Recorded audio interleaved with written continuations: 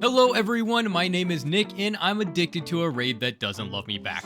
But that hasn't stopped me from doing this raid on repeat for the last month, but a funny question popped into my head. Should I even be here? After all, other raids like TOA exist, and we all know how that thing can just pump out purples. So I think it would be fun to do a deep dive into the two solo raiding adventures to see if I am indeed wasting weeks away at the chambers when there's something better on the other side. Now we should start off with addressing the very obvious point. A simple search of the most profitable PVM adventures brings us to the Wiki page where TOA is ranked number 3 in hourly profit while Chambers of Xeric is ranked number 6.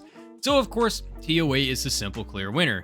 If you're doing 500s that is, and baby that thing sucks. That raid is ridiculous, I don't like doing it, and even though I have done it before, that doesn't mean I want to do it again. So we have to make a compromise here, as normal solo Chambers is much easier than solo 500 TOA raids. So let's start this conversation off to answer the very simple question of which raid you should spend your time at. So let's jump into everyone's favorite topic, the purple rates at each raid. Even though this is probably the most complicated part of the discussion, it is incredibly important to know how each raid works in terms of points and how that translates to these purple lights. Both raids work on a point-based system. In Chambers, you see the total points grow as you complete the raid, where Tombs you need to have a plugin to show your unique chance. And I know you have that installed and you're going to watch it tick up every room that you complete. Now the points and how they translate over to unique is kind of a weird formula. COX uses 8,676 points equals to a 1% chance at a unique drop, while TOA uses this monstrosity. This is way too much nerdy stuff even for me, so thankfully we have the plugin to do the math for us. Now the next question on everyone's mind is how these chances relate to one another. Normal Chambers is not static, meaning that every time you enter the raid, a random layout is going to be given to you. You can of course just rescout the raid to find a different layout, but in the end you're going to be getting a different raid every time, and that's going to give you a different amount of points. Now, at least in my testing and the recordings that I have gone through, the average COX run equates to roughly a 3.5% chance of seeing a purple light, which puts it really close to a 265 level invocation raid here at TOA. Thank you for the wiki for having an awesome calculator attached. So at least we have a baseline. One normal COX run is roughly a 260 invocation run at TOA. Now we get to talk about the really fun stuff, the unique rewards. For this discussion, we're just going to be talking about the unique rewards. The common rewards at both raids are vastly different, and I believe the average drop at TOA is just higher in general. That may just be a hunch, I don't have any data to back that up, but that's my opinion on that. Now the uniques at Chambers are changing somewhat often thanks to the new update to the Elder Maul, but at the very least, as of recording, the GP values are reported as such on the wiki page. There is a statistical nightmare waiting to happen if I try to compare the average GP from the uniques between the two tables, so I'm not even gonna try. But I can make my smart friends do it for me because they truly are the best. Now what they worked out that the average purple light at the COX is gonna be worth right around the 92 mil mark, give or take a few 100,000 thanks to statistical jargon that I don't understand. On the flip side, if we look at TOA's breakdown, we get a number of 74.5 mil, again with some variation. This kind of math makes zero sense to me, so let's break it down in a way that I actually understood it. Let's say we have hit the purple lights at each raid. We've done it, boys, uniques exist, and you have an option to pick one or the other. Now we have a very high likelihood of hitting the most common drops at each raid, being the Fang and Lightbearer at TOA and one of the Prayer Scrolls at COX. While no one is super excited about either of these drops, COX has a higher value to it. The Dex is slightly lower in price than the Fang right now, but the Arcane is almost triple the price of a Lightbearer. So if I had to pick one of these chests to open, I would go with the idea that on average, COX is going to be the higher payout. In fact, that decision would be the same regardless of which items I want to compare. When we look at the TOA table versus the COX table, we see that the drops at COX on average have a higher GP value. The lowest item at COX is the Arcane Prayer Scroll, and is higher or almost even with the lowest 3 items at TOA, which is half of its drop table. The next highest value at Tombs would be the Fang, and that only beats out the Arcane in value and comes really close to that Dex value. Both the Body and Chaps at TOA follow the same line, barely beating out some at COX, while a ton of others at COX beat those out. And of course, the big boy drops of the Shadow and the T-Bow, COX wins again. Now, luck is a major factor here. Just by looking at the rarity of each items, you have a higher chance of getting a more valuable drop at TOA than you are at COX. But that doesn't mean that the average is going to change a whole lot. Sure, the Shadow is a 1 in 24 at TOA and the T-Bow is a 1 in 34.5 at COX, but unless we're going to get really into that deep luck factor there, odds are COX is going to pay out higher values than TOA, if my math and monkey brain did all the numbers right. Aside from the GP value of the average purple chest, what about the raids themselves? Aside from the very obvious difference in bosses and layouts, this is where your opinion and personal skill comes in. Woo! Yeah, I can't tell you which one is better. That's completely up to you. I can tell you what my take is though. Having a static layout at TOA is extremely nice sometimes. I always know what I'm gonna do, how I can consistently do it, and there's no surprises or anything very different, which can get extremely old after a while. Something about doing the same monkey room over and over again makes me want to cry. However, COX has the opposite side of the coin. Normal raids are almost never the same layout back to back, which means there's some variation to play around with. Don't feel like Vasa, you can just rescout, and that's going to be the same with any boss or room in that raid. This is very nice to have, but can feel very tedious. Do I have my pickaxe for Guardians? When should I prep? Will I get a prayer enhanced by the time I get to the Vestibula room? All of these have to be considered.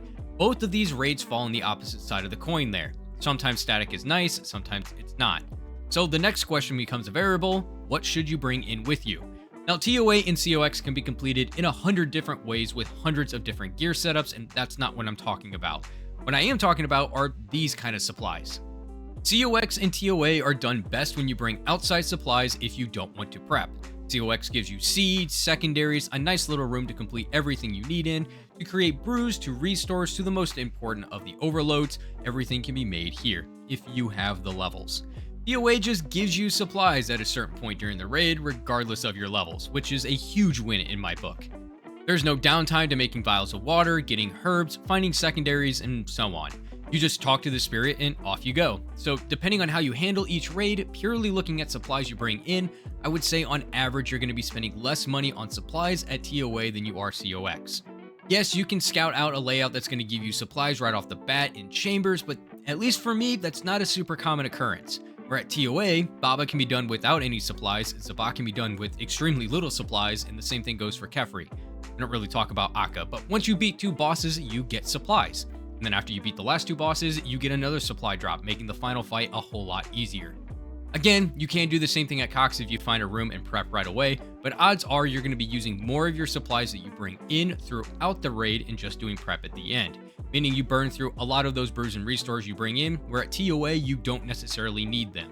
Not to mention that solo COX highly suggests bringing in at least 1, if not 2 stamina potions for the final fight, which is not really the case anywhere in TOA. That may be a slight issue, but something to keep in mind. The final thing we need to talk about is the scaling factor at TOA. Like I mentioned at the beginning of the video, we are only using the 265 invocation rate at TOA, which is the closest relation that we can get to the average drop of a normal run at COX. There's a lot, and I mean a lot of variation with TOA when you compare it to COX. As you get better at TOA, odds are you're going to keep pushing for higher level raids. For example, you're only a few invocations off from that 300 level raid or the expert raids. Once you jump up to there, your unique chance goes up as well, making it a 4.2456% chance as compared to the old 3.5%. That boost can be achieved with just 1 or 2 invocations turned on. Scaling in COX does exist, but in my opinion, the difficulty jump between just a normal solo entry to a 1+1 is way harder than turning on a few invocations at TOA. Enough that I don't even do +1 raids at COX anymore. Once you learn one method at TOA, life gets a whole lot easier too. For example, once you know Red X at Baba, you can turn on all the invocations there and do the room the exact same way as you did before or without any of the invocations on. That alone is 45 points. Turning on overclock invocations and insanity, that's 70 points. And once you learn how to handle these invocations, odds are you won't ever turn them off. At least that's the case for me. Going from an insanity raid to a normal one messes me up way too often. So you can slowly scale up your raids at TOA without adding an absurd amount of difficulty like you would at COX. You will hit a point though where you scale high enough at TOA that challenge mode COX runs become the new comparison. The average points that I got during my CM grind was 55,600 points in 26 raids, which gave me an average of 6.4% drop rate. If we trust the Wiki calculator, that's a 365 invocation raid at TOA. And again, in my opinion, the 365 invocation rate at TOA is a lot easier and can get done a lot quicker. The scaling factor at TOA doesn't cut off there either. According to the Wiki, although the unique drop chances are effectively capped at raid level 550, raid levels above that do slightly improve the drop rates due to the enemy having more health, provided the player can complete the raid at that level. So, in reality, the sky's the limit at TOA if you want to keep pushing that unique chance higher and higher. I'm not saying 500s are easy by any means, but if you have the skill level to comfortably beat the CM solo challenge at COX, then you might just want to push your skills a little bit further at TOA and have a better chance at seeing those purple lights. So the yapping session is done. Which one is better? If you're only doing 265 invocation raids at TOA or lower, and you're able to do entry-level COX raids and maintain the same kind of speed, I would say COX is better. However, if you're comfortable pushing your limits up just a little bit and hit that 300 expert level raid at TOA, that becomes the better option if you're just looking for purples. While the argument can be there that the 1.3% chance doesn't really make up the difference between the large gap in average prices per purple chest, pulling a purple is still a really good feeling. After the 265 invocation raid, challenge mode, COX beats out TOA in purple chances until you start doing 365 invocation raids at TOA. Once you hit that point, TOA is the clear winner all the way through. And if you push your skills even a little bit more, purples start raining here at 435 deathless runs with no path invocations, which greatly increases your purple odds quite a bit, by the way. The rate of purples jumps up to a 1 in 10, which is just insane to me. All of this to say, I've been wasting a lot of times at COX, and I should probably go back to the tombs for a little bit. Thank you so much for watching. If you enjoyed, don't forget to like and subscribe to the channel, as it really does mean the world to me. Until we see each other again, I hope everyone's having a fantastic day. Good luck on your grinds and your personal goals, and as always, stay inspired.